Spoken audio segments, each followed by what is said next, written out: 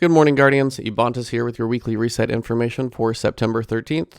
Going to go ahead and cover the Nightfall, Challenge of Elders, Raid Challenge Mode, Tier 3 Court of Oryx, and then the daily and weekly PvE and Crucible information. So let's jump right in.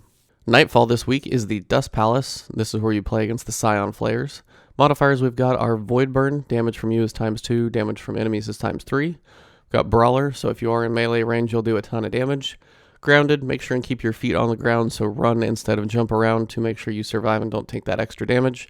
And then finally we've got Trickle. Your super, melee, and grenade will take much longer to recharge, so just make sure you're very sparing and choose the right time to use those because they're not coming back for a while when you do. Challenge of Elders this week has modifiers of grenade kill bonus, Catapult, and Juggler. I think they're pretty much just saying use your grenades, and that's it. Should be nice. With Catapult, they will recharge very quickly, so hopefully we can get quite a bit of kills out of those. If you're with other people, you're going to have grenades flying like crazy, which is nice. If you're by yourself, it does take a little longer, but at least Catapult makes it manageable. Round 1, we've got Kexus the Betrayed. This is going to be Taken Fallen. Main thing here to watch out for is the big floating black ball of death that Kexus has. And then also you're going to have to watch out for that suppression bomb that he's got. It's the big blight corrupted light bomb. If you stand in it, you can desummon it, but if you don't, you're going to be suppressed for a little while. And as you need to throw grenades, that one could be a bit dicey. Round 2, you've got the Seditious Mind. This is going to be Taken Vex. Main thing here, the Seditious Mind will cast a red ring on the ground, and if you're standing in it, it's going to summon a little blight bomb that explodes in there. It can hurt quite a bit, so be careful and just don't stand in that. Otherwise, just watch out for the Taken Hobgoblins. Round 3, we've got Noru'usk. This is Taken Cabal. Main ability that he has is going to be the Axiom Dart. Listen for that thing. It's going to be slowly floating to you in the air. Shoot that out of the air before it gets to you. It hurts quite a bit. Other than that, you're going to have the Taken Phalanx and Taken Scions in there. Watch out for both of those. They can still hurt quite a bit. Raid Challenge Mode this week is going to be the Warpriest. Strategy here, you just need to make sure whoever gets the aura on the first round no longer gets it on the next round. And just make sure you guys are switching it off so it's a different person each round and you guys will succeed. Drops here are going to be heavy weapons and also special weapons. The sniper rifle can drop, so that's what you're going to be getting for infusion raw fodder. It's really not that much of a difference, so just make sure you guys are communicating and no duplicates and you'll be fine. Tier 3 Court of Oryx is Brawler. This is the wizard who will put this green poisonous glow on the ground. There's only going to be one safe spot, basically, and each wave that you take her on, it's going to be starting underneath this platform.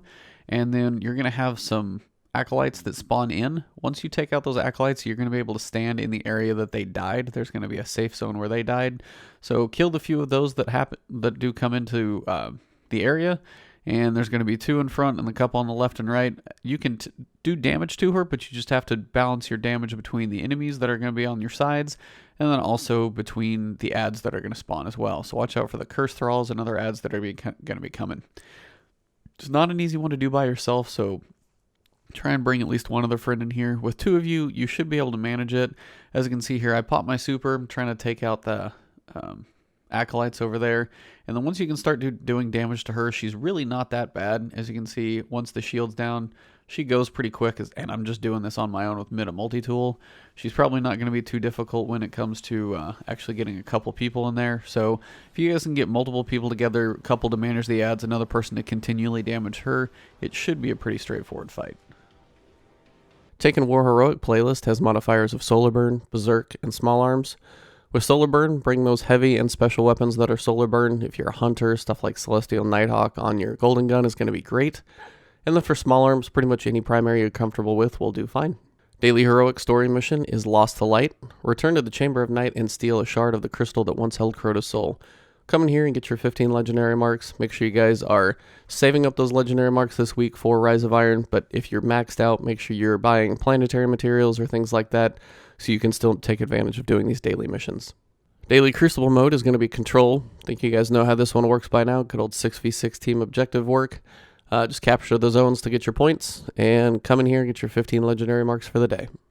For the weekly Crucible modes, we've got Freelance 6v6. Mix of Control, Clash, and Rift. This is nice just because if you're playing by yourself, you can queue up, get in these big groups, but you're not playing yourself and a couple other random people on your team against a group of people who are communicating. Kind of levels the playing field, so this one's pretty nice. On the other side, we've got Inferno Rumble. This is going to be free-for-all and pretty much hardcore mode. You're going to have no radar, no special ammo to start with, so it's definitely going to be you practicing your primary weapon engagements mostly.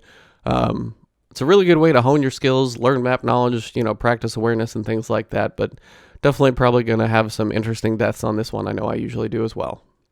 That pretty much wraps up the week, guys. As always, likes are appreciated on the videos, and click that link to subscribe. You can check out any of my couple other videos I've uploaded recently there on those links. And as always, guys, this is the last week before Rise of Iron, so make sure you're doing things like faction edging and just working on all those engrams, storing up everything you can for Rise of Iron so you're ready.